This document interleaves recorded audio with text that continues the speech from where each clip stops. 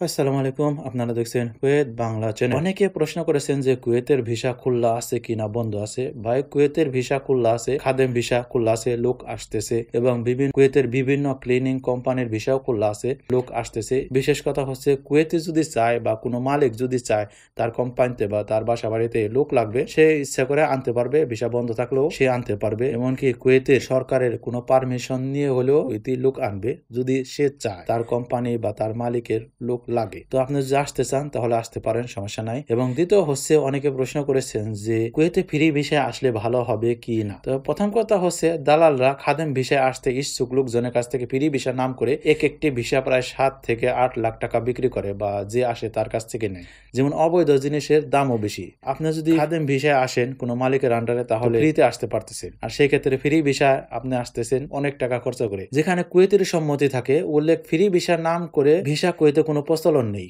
মানে free visa কুয়েতে নেই। এই ভিসাগুলোর শর্তই হচ্ছে কফিল বা মালিক তার খাদেমকে কুয়েতে নিয়ে আসার পর তাকে দিয়ে তার বাসা বাড়িতে কোনো কাজ করাবে না। খাদেম তার মর্জি মতো বাহিরে কাজ করবে। সেক্ষেত্রে প্রতি বছর আকামা বা সিভিল আইডি নবায়নের জন্য একটা নির্দিষ্ট পরিমাণ কুয়েতি দিনার কফিলকে পরিশোধ করতে হবে আকামা নবায়নের জন্য। যদিও সাধারণত আকামা নবায়ন কফিল সম্পূর্ণ ফ্রি করে দেয় খাদেম ভিসাদারীদের, তবুও কফিলরা যেহেতু ফ্রি ভিসার নাম করে অবৈধভাবে তাদেরকে বাহিরে কাজ করার সুযোগ দিচ্ছে, সেই হিসেবে আকামা নবায়নের জন্য তারা খাদেমদের কাছ থেকে বা যাকে নিয়ে আসছে তার কাছ থেকে মোটা অঙ্কের একটা অর্থ নিয়ে থাকে। কারণ তার সাথে কন্ট্রাক্টে থাকে যে সে আসবো, আসার পরে আকামা লাগাই দেবো, সে বাইরে কাজ করবে, এই কারণে এই টাকাগুলো নিয়ে থাকে। আবার বৈধ খাদেম আকামাধারী যদি মালিকের কাজ ছাড়া বাইরে অন্য কোনো কাজ করা অবস্থায় পুলিশের কাছে ধরা পড়ে, সেক্ষেত্রে কফিল ও খাদেম উভয়েরই আইনি সমস্যার সম্মুখীন হতে হয়। বর্তমানে নতুন আইনে কোনো খাদেম বাইরে কাজ করা অবস্থায় ধরা পড়লে কফিলকেও আইনি ঝামেলা পোহাতে হয়। বিদায় খাদেম আকামাধারীরা বাইরে কাজ করা অবস্থায় পুলিশের কাছে ধরা পড়লে কফিল তাকে ছাড়াতেও যায় না। কফিল নির্ঘৃত মানা করে যে সে আমার লোক না,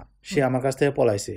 তখন কফিল উল্টা তার নামেও একটা পলাতক মামলা দিয়ে দেয় যাতে কফিলের কোনো ঝামেলা না হয়। ইনহাস মামলা দিয়ে দেয় কফিলের যাতে কোনো ঝামেলা না হয়। এই ক্ষেত্রে সেই খাদেমের পরিণতি আরো ভয়াবহ হয়। আইনি প্রক্রিয়া শেষে সোজা নিজ দেশে ফেরত পাঠানো হয় তাকে। পরবর্তীতে সে যাতে কুয়েতে না আসতে পারে সেই ব্যবস্থা করা হয়। তাই যারা কুয়েতে আসবেন তাই চেষ্টা করবেন যেখানে আসছেন সেখানেই কাজ করা, তাহলে আপনার জন্য ভালো হবে। আর যদি বাহিরে ভয়ে কাজ করেন তাহলে অনবরত মাথায় একটা টেনশন থাকবে, কখন পুলিশ আসলো, কখন চেকিং হইলো, নানান ঝামেলা।